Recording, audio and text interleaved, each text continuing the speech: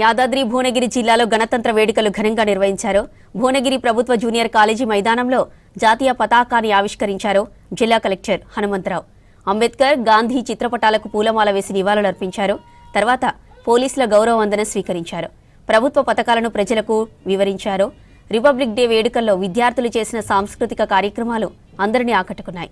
ఇక జిల్లాలో ఉత్తమ ప్రతిభ కనబరిచిన ఉద్యోగులకు ప్రశంసా పత్రాలు అందజేశారు కలెక్టర్ హనుమంతరావు.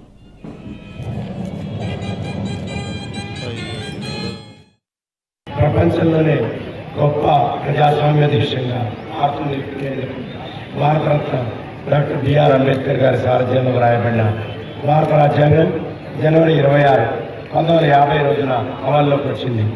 ఇలాంటి పర్వదినాన దేశ స్వాతంత్ర్యం కోసం పోరాటం సాగించిన అమరవీరులకు, రాజ్యాంగ రూపకర్తలకు ఈ సందర్భంగా జోహార్లు అర్పిస్తున్నారు.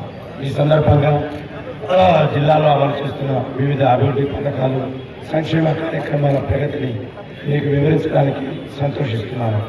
మహాలక్ష్మి మన జిల్లాలో ఇప్పటివరకు ఆర్టీసీ బస్సులలో 1,90,00,000 మహిళా ప్రయాణికులకు 102,79,00,000 రూపాయలతో ఉచిత ప్రయాణం కల్పించారు.